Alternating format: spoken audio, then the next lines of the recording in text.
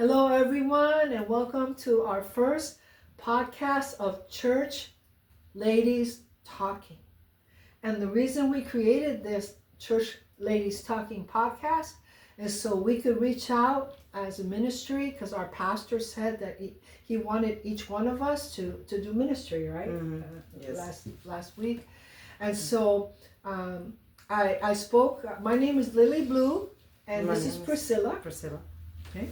And Priscilla was very open to being on here and giving her testimony, and for having me do my testimony so that we could help other women and men, whoever is listening to this podcast, to live a better life and to understand that, you know what? No one judges you here.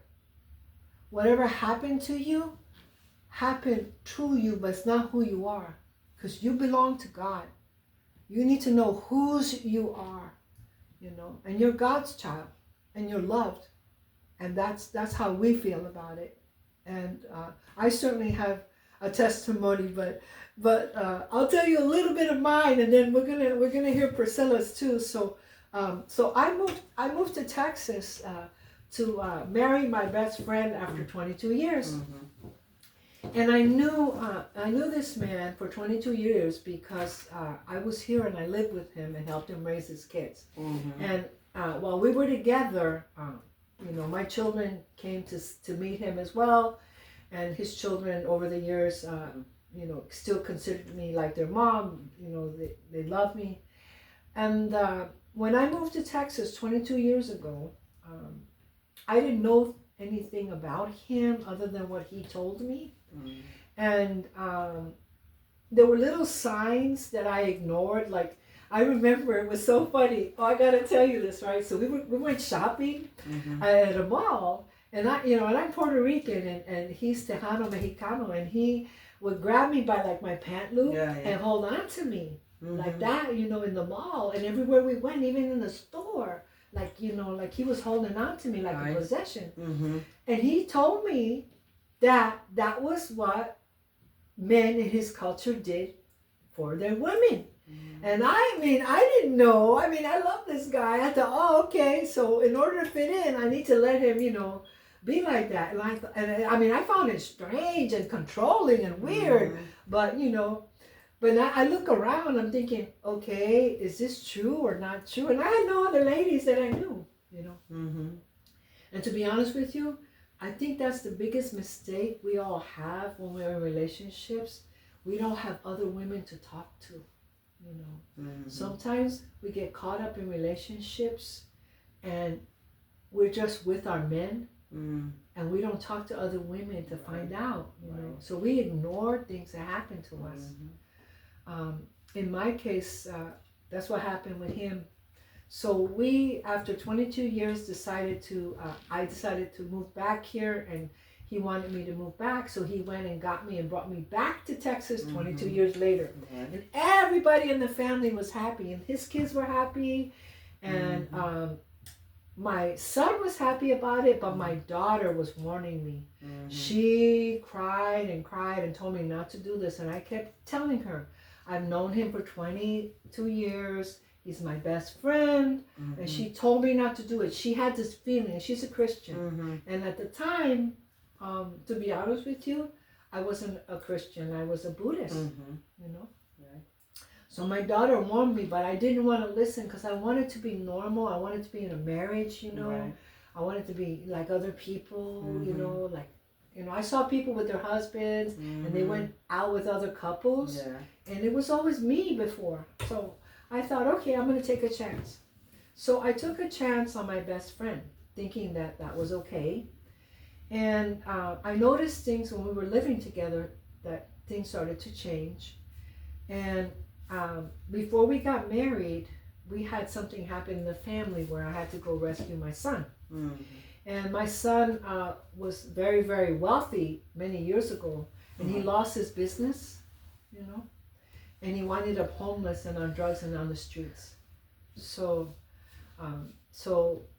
my husband and I, at the time, decided we were going to look for him, and we did. We went to the streets in Oregon to go find him.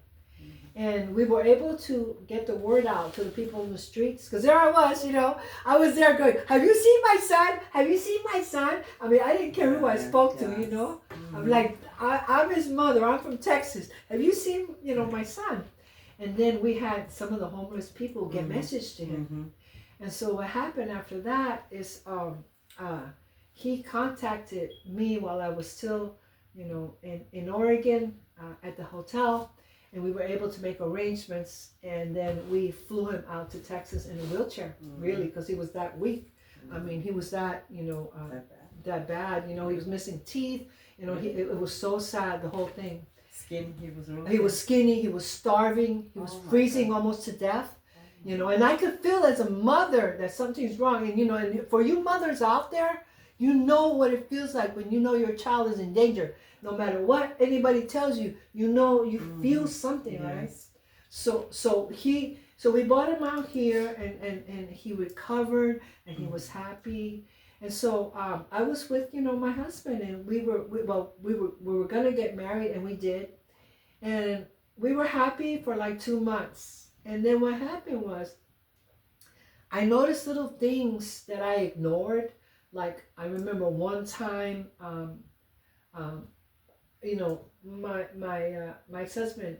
My husband at the time came to pick me up at work, and I remember I got in the car, and he's so smart and so brilliant, and I thought he walked on water, man. He was the only one and only for me, right? And so I treated him like that, like he was the most special person in the world, right? And I remember that he picked me up from work, and this was the strangest part. I can't blame anybody but myself, because I'm a very independent woman. And normally I would do my own driving. I would, go wherever I needed to go. But I got comfortable. When I came to Texas, he drove me everywhere. But that was because he wanted to know where I was. So he would take me to work and pick me up, and take me to work and pick me up. I didn't go anywhere without him. But I didn't think that this man was manipulating or controlling me. I thought he was the most wonderful man that walked on water, honest to God. But God has a way to make you see your mistakes. And that was the biggest mistake I made. Because as it turned out, this very man that used to read the Bible and was holy and all that, was a person that actually was very perverse. And he had, I could not recalibrate his moral compass, no matter how hard I tried. But I'll tell you a little bit about that here in a minute. But anyway, have you ever, for example, have you ever been with someone and you wanted them to change, but you couldn't make them change? Like maybe your son's father? Yes, I did. Yeah. I was with him for a couple of years. I was young when I met him. I was like 19. And then I married him. I stayed married with him 2 years. But I didn't know he liked doing drugs. So yeah, he was doing drugs since before I met him. But to me, since I didn't know any better, I just thought, well, it was probably just, no big deal, because it was just mild drugs, you know what I mean? Right. I don't remember what kind were they. What made you kind of get away from him? His personality, his attitude. It's like very hard to get along. I don't know. It's kind of weird. Was he volatile? Sometimes he was angry, sometimes whatever, or no? Just a very hard person to get along. I mean, his character was just I don't know. We just didn't got along, I guess. Yeah. So. Did you? He was not violent. I think I was more violent than him. That's okay. That's okay. We're telling the truth here. That's okay. But he just had a bad attitude. I don't know. Yeah. He would just make me angry all the time. Yeah. It was hard to get along. I think so. Yeah. Anyway, but we didn't stay long. We didn't stay married that long. 2 years was the most, and I left him after that. You did? Okay. And then after that, how did you get along? You just kept working and doing what you needed to do, or what? I stayed away from him. I moved out of town for a couple of years. Oh, yeah? Yeah. Okay. Okay. So yeah, so I did, and I came back to Austin when my son was maybe 5 or 6 years old. Then I moved and I met somebody else when I was a little bit older, maybe 30, 35. I got married to somebody else. Okay. Okay. And I didn't have no kids from him, Okay. and he helped me raise my son. Okay. You know, okay. for a couple of years. I didn't Okay. stay married that long either. Maybe with him I stayed maybe 4 or 5 years. But then he got into drugs. Okay. He started doing weed, and then from weed he started doing cocaine, and then from cocaine he started doing crystal meth. Oh my God. I found out he was doing that, injecting his drugs in the veins. Oh my God. He was, oh my God. he turned ugly. Oh my like God. a monster, like a devil. Oh my God. He Yeah. would get violent. Yeah. I mean, he would be very happy, and then after the drug gets,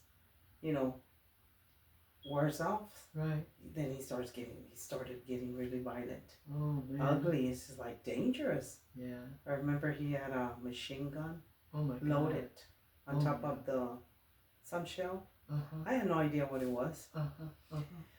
And I don't know who found out what it was. I think it was the policeman. Uh-huh. Because he started getting violent. I called the cops on him. Mm-hmm. That policeman came and he said, "What is that over there on top of that shell?" Like, well, I have no idea. Wow. And he said, "Well, you know what? It was a machine gun ready to, I don't know what he was trying to do. Oh but it my had God. a lot of bullets." Wow. And I said, I didn't know that. I didn't know that. Wow. He said, "This is dangerous. You need to get out of here." He said, "Yeah, I need to because apparently he's doing drugs and he's selling drugs." I told him, I want him out. Yeah. Yeah. So yeah, I called the cops on him several times because he would chase me around the house. Wow. Trying to hit me. Oh my And I would God. lock myself in the restroom, or Wow. I would get a belt. I would get something, So if he hits me, I'll hit him back. Yeah. But that's how it was. It was getting into really ugly. Yeah. That's how I got out. They said before it gets worse for me, I need to leave. Yeah. So I was in danger. Yeah, you were. I could have got you were. killed. I mean, he almost threatened me. Oh, well, he did actually. He grabbed me from the neck and got me down, And I thought, man, I'm gonna lose my life right now. So I said I need to leave. So I stayed. I left. Once it starts getting really bad, violent like that, that's it. I mean, I'm not putting up with this. He was like gone. Well, all those drugs that mentally, right. He would sit down. It's like his mind was just not there no more. Exactly. They just get.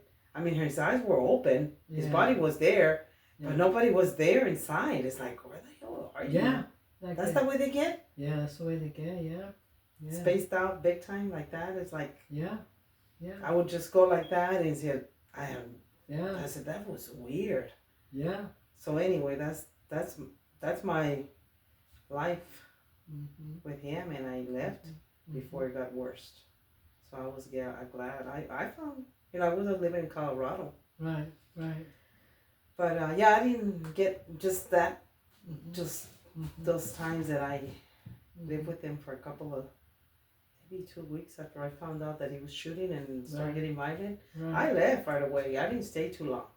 You're one of the lucky women, to be honest with you. A lot of women stay. No, I did. And they get really hurt or killed or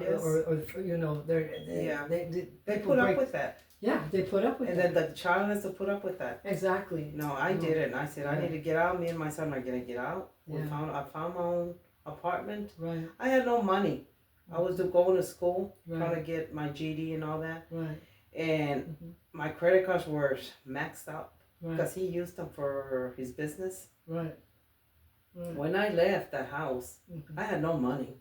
I had no idea where I was going to stay. I said, I'd rather just stay in my car than live with this jerk. Good for you. So I did. I said, I'll stay in my car if I have to. Right. So I said, I'm going to take a chance. I'm going to go and maybe I can rent an apartment. I said, I'm just going to use one of the cards. Maybe I'll have something. Right. And sure enough, I used it for 1 month. I had some money just for 1 month. Wow. And I got me a job. Wow. A week later. Good for you. Right there, close by. Good. That was a good thing that I did, and I just, got my own life. Yeah. Own apartment and everything. Yeah, and now, I mean, thinking back, that's something that happened to you, but that's not who you are. No. Because Because now, I mean, you rebuilt your whole life, Right. and you're living the way you want, Yes. you know, and I mean, you know what I mean? Yes. It's all different now, Mm-hmm. you know. So that's what happened, and I moved back to Austin after. See, he got caught doing drugs and selling drugs and making drugs, whatever he was doing. He went to jail. He got together with this girl, and he messed her up. He just beat on her. She was in the hospital. Oh my God, you're lucky that wasn't Yeah, you. I think because she must have took some of the money or something, because he was selling drugs. And then he lost everything. Yeah. He was like, yeah, nothing. See, this is the kind of stories that you hear about people, and you're one of the lucky women that got away, that didn't get injured, or the child gets hurt or something like that, you know. Like in my case, it's similar in a sense, but different, you know. You got away, right? But for me, you got to see with your own eyes what was going on. Yes. But to be honest with you, I didn't even know what was going on. And when I saw signs of it, I just ignored it because I didn't want to believe that it was true, you know? Because this guy that I married was like my best friend, right? You know, for 22 years. I thought I was marrying someone that read the Bible, that was kind, that was loving. And what happened, you know, in my case is that I lived in Texas many years ago. And when I moved here, I moved in with him. I used to live in Arizona, and I was going to have his business help me with some of the social media for my business. And then we fell in love over the phone, and we decided to be together. I moved to Texas, and you know, a couple months later, you know, I helped him to get custody of his children because his ex-wife, you know, wasn't taking good care of the kids, and I knew they were in harm's way. So we took custody of the kids, and we helped raise them. And a couple of months after that, you know, we broke up. He said he didn't want to be in a relationship anymore. And then the funny part is, after he did that, 2 weeks later, he found me while I was living in Texas and put a book on my porch, like, I found you, you know, I want to go back with you. I'm like, no, I'm not going back with you. And then after that, he became like the manager where I was working. And I thought, oh no, this is it. And he would cry to people like, you know, I want her to take me back and stuff like this. I mean, this man, when I first moved to Texas, will hold on to me by my pant loops in the malls. Just, I mean, wherever we walked, he was holding on to my pant loop. And I should have seen it as a sign that he was controlling. But he used to tell me, oh, that's a cultural thing. That's how we do. That's how our Tejano men, you know, hold on to their women. And I was like, that doesn't sound right. But I was so ignorant. I mean, you know what I mean? Yeah. If I had a lady to talk to, then she would have told me, you know, no, you know, you would have laughed at me, right? And said, no, that's not the way it is, right?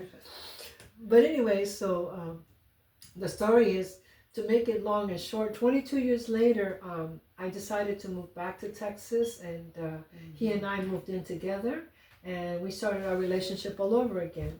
But in those 22 years, I didn't know, you know, at the time I was a Buddhist for many years, for 35 years, and I'm a baby Christian, you know, I'm just learning about Christianity. When I say I'm a baby Christian, I'm not joking either. Like, my daughter read to me in the beginning, you know, Genesis. I hadn't even read it. I didn't even know anything about it. And I thought, you know, I kind of like the Bible. I like the stories in here. They feel real to me. Yeah. And then, you know, I always thought that I believed in God, but I didn't know the relationship between God and who Jesus was and all that, because I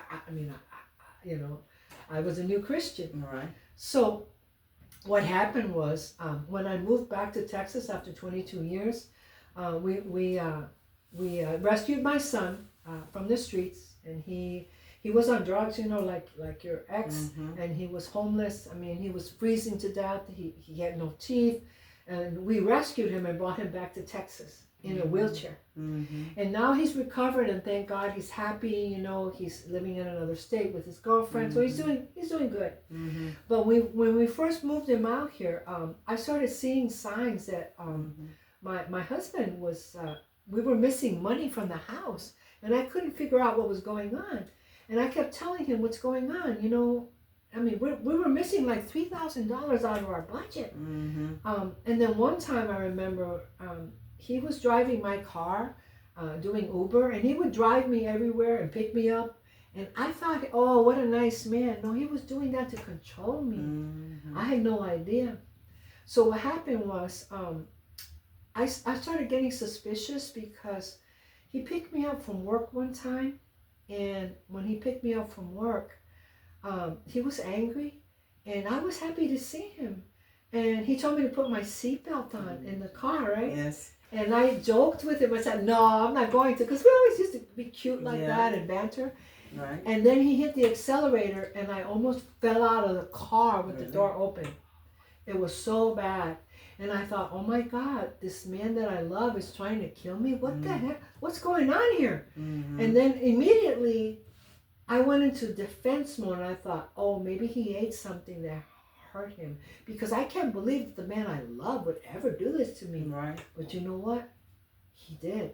He was like a sociopath. He had no remorse about what he did. As it turned out, my son found a second phone, and on that phone was stuff that you couldn't even imagine. I mean, he was spending like $3,000 on like really sick porn, you know, and all kinds of stuff. And there was other women. Oh, this is the fun part. There were other women on that phone.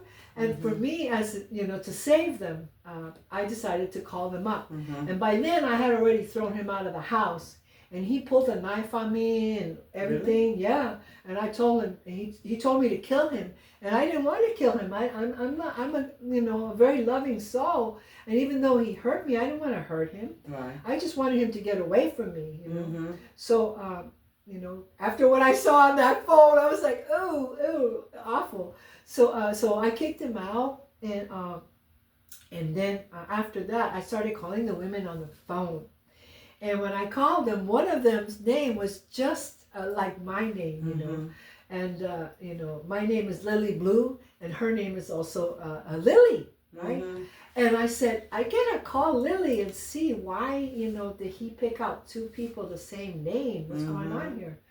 And so I called Lillian, and she told me. She said, you know, I said, I left her a message, and I said, listen, you know, I'm this man's wife, and I need to know your story because I think he took advantage of me. He's taking advantage of you. And then she called me back and we started talking and we became friends. And then she also filed a report with the police because he tried to rip her off for $7,000. Yeah. And what he did is he tried to scam her son who has money out of $7,000. Yeah. And that's when she dumped him. She decided she didn't want anything to do with him, you know. And whatnot. And so she and I became friends, right? And so, you know, I called another woman that was on the phone too. And basically, let me give you the long and the story short here. The long and the short, they said.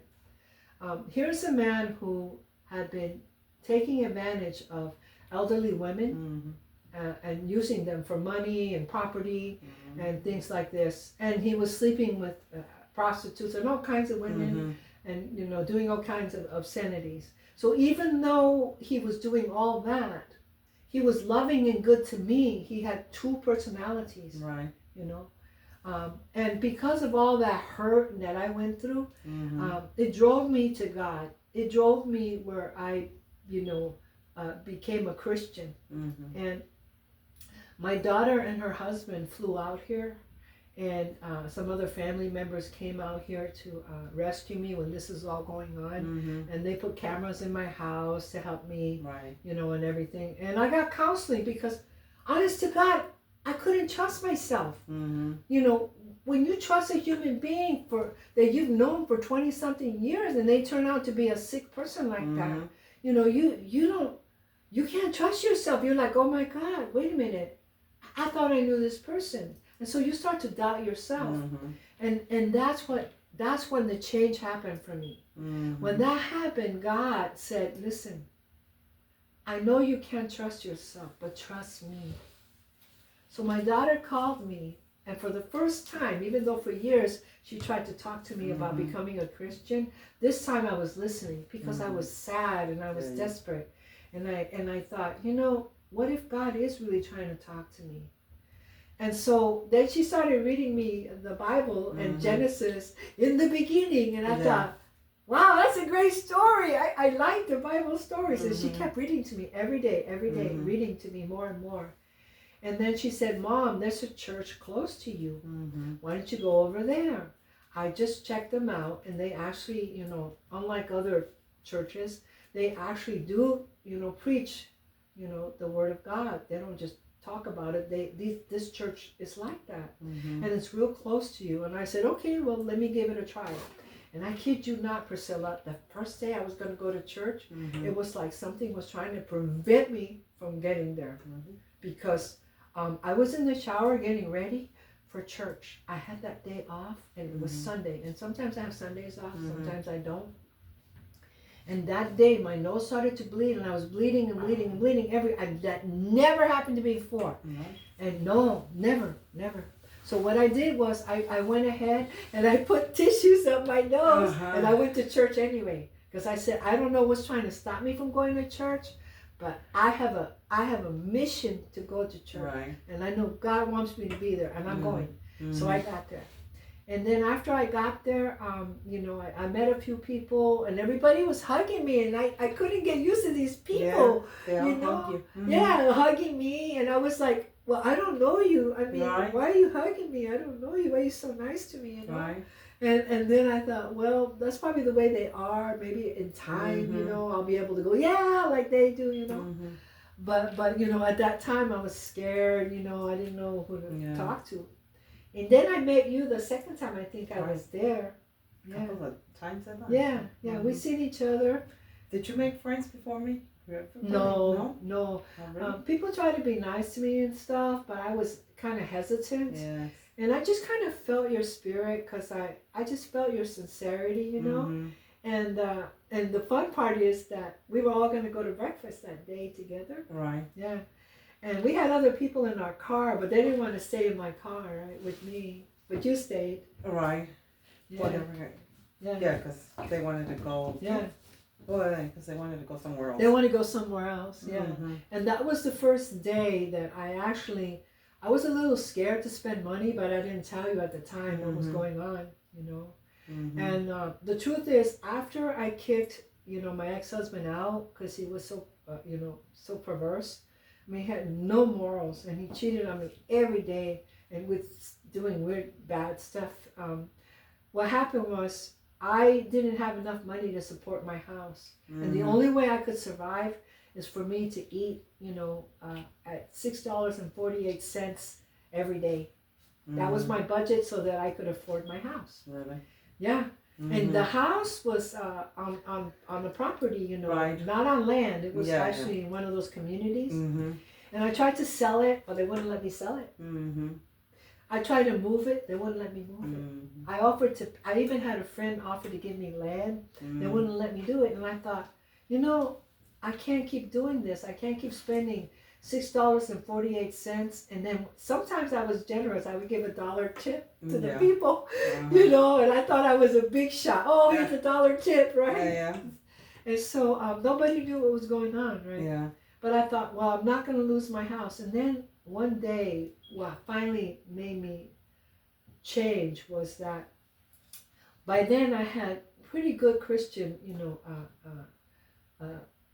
a little bit of Christian background, enough to inspire me. And I decided I want to be like the ladies at church. I want to have a pretty dress. I only have one dress, you know, and I want to be like them, you know. I want to fit in, right? Yeah. So I went to Walmart and I bought a dress so I could go to church. And then I went home and I started to cry because I said, God, how am I going to afford to eat this week? I just bought this dress. I can't do this anymore. God, please help me, right? And then it was because of that, I think that's when I met you. As soon as I prayed to God to help me, I met you. and then we went to breakfast. Right. And neither one of us knew at the time what God's plan was. No. No, we had no idea. I had no idea. I didn't know, you know. And so, and we just knew, you know, we wanted to kind of hang around each other and get to know each other, you know, and whatnot. And so then at the time I thought, you know, what can I do to get away from this place? And then you told me that there was this lady that had a place that I could move to, and I moved to this lady's place, you know.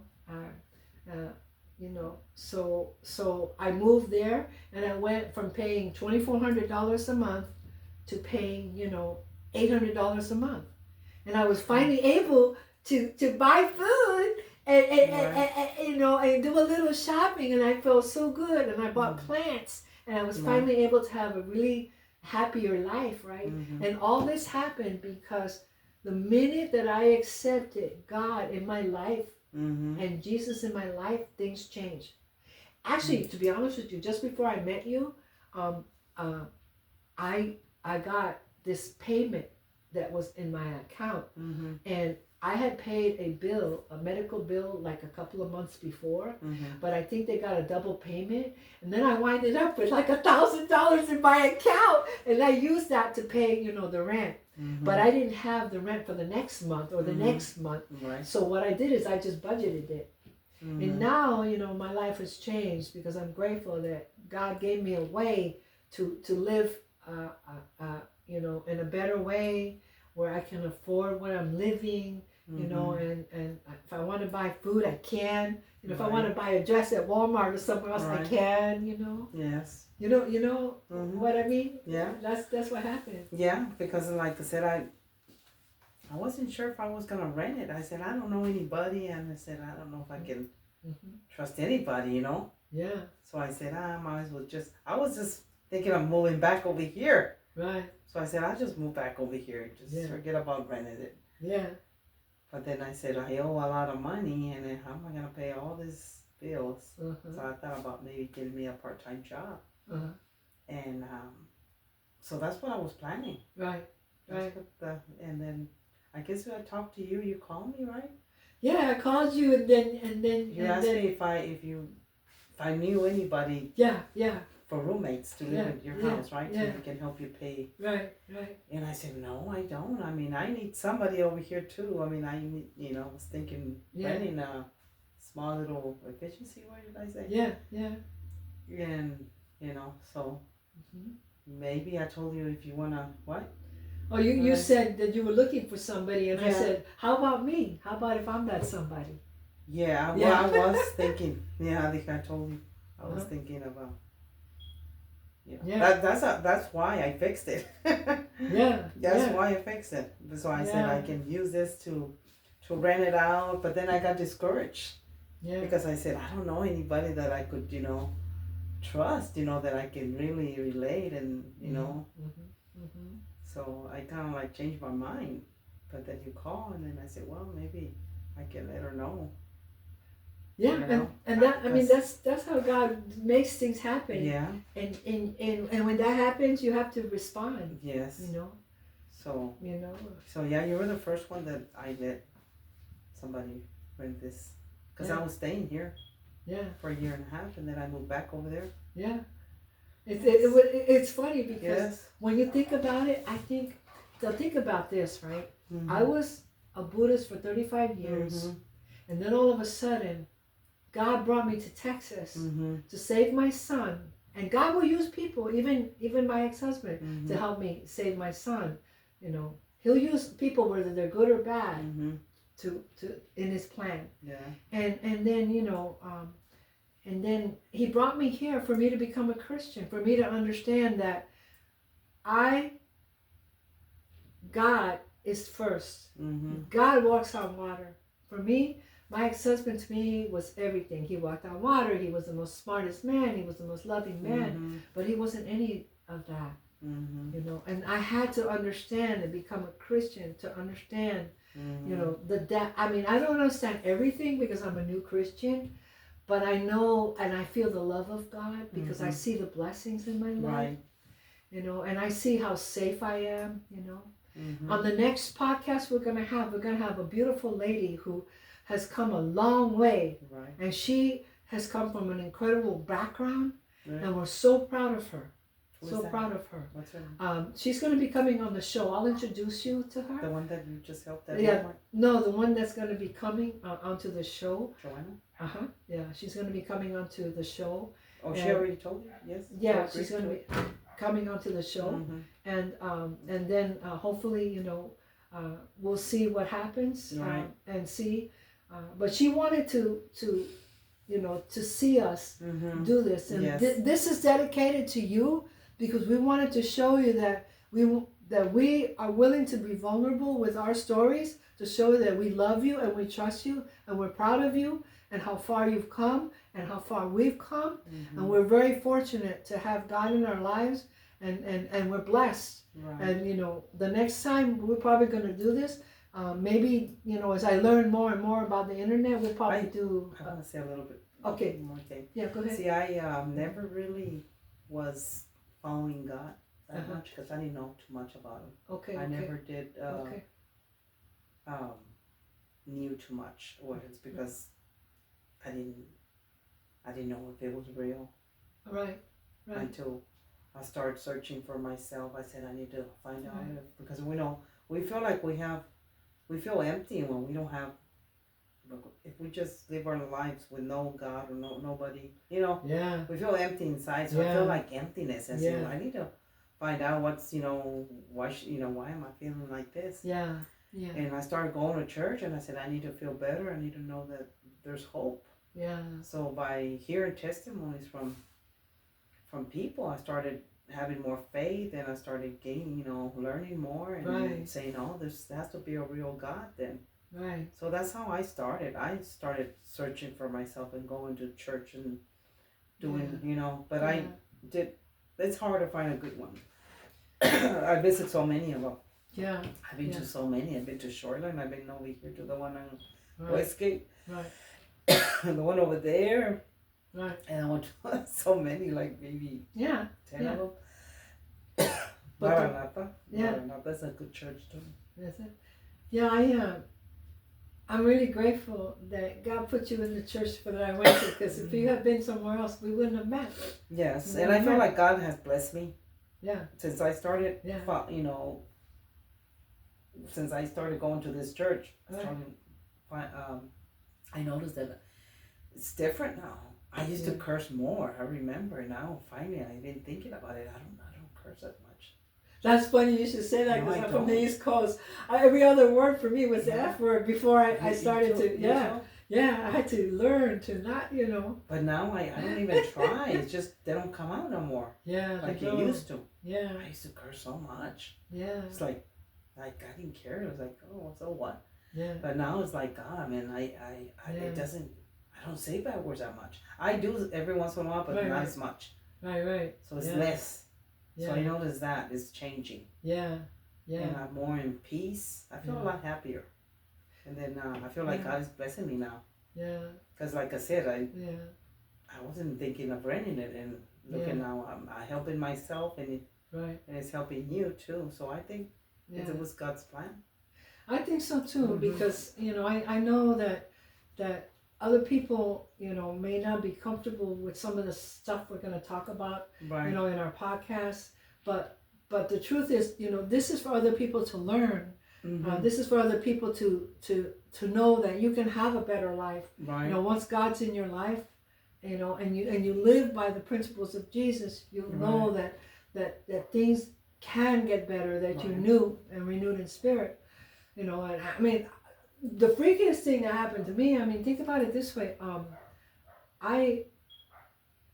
You know, that situation I told you about, you know, my ex-husband that I had to leave, you know, what happened there, I mean, the man actually is what they call, I don't know, a sociopath or you know, he's a pathological liar. And it was actually, you know, someone in his family that called me and told me to call the police on him. And I wasn't going to, but she called me and told me to do it.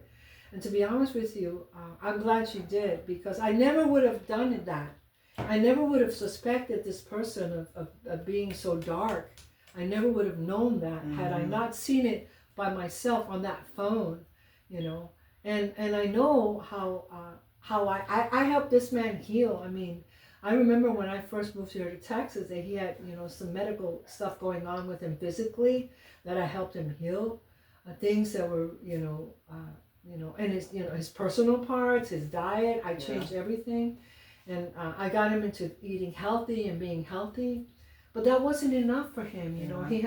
He was so at that time so dedicated to his perverse life that, you know, he couldn't accept the truth of God in his life. He couldn't accept walking, you know, the path of Jesus, and you know, and I, of course, as someone who's a Christian, I can tell you that I forgive him, but I could never ever be in a situation with a human being like that, you know, because now I know, you know, that the only person that I'm worshiping, that the only person that walks on water, that the only person that's the highest of the highest is God, you know, and that's how I feel about that, right. you know, yes, you know, and I'm grateful because this could have been really bad because I, you know, for the first time in my life, I had to learn to trust enough. And I remember that when I first started and created this channel, you know, the Jesus Pillow channel that you guys are seeing this podcast, I remember that I was in church, and I remember our pastor talking about Jesus Pillow. Yes. And how calm he was, you know, on the boat right. with the disciples, right? Yes. And I thought, I want to be like Jesus. I want to be calm when things seem really bad. I want to be calm and not worry. I want to have faith like he had faith, you know. And of course, now I know that, of course, he was God. But I wanted that. So I came home and I was inspired by the Holy Spirit to create the channel, Jesus Pillow. And it just happened, you know. I mean, it was like, okay, God, how do I do this? And God said, okay, just do this, do this. So that's what I did. I started teaching myself. And to be honest with you, for the first couple of months, I was sleeping like maybe 3 hours a day to teach myself more tech skills. I mean, I have good tech skills, but I needed more and better and better. And so I started learning and learning. And that's how I did this podcast, you know. And it's not perfect, and we're sorry if this is not great, but we're going to get better at this. And we just want to thank you so much for listening to us. And we're going to have some really great ladies, you know, on here. And you know, maybe sometime we might have some men that want to do a testimony too and help you. And maybe we'll even go live one day where you can ask people questions. But did you want to say anything else, or are we good? I think that's good. That's good? Okay. So thank you so much, and we'll see you in the next podcast, okay? All right. This is for you, Joanna. This is for us. For you. Okay. Okay, bye.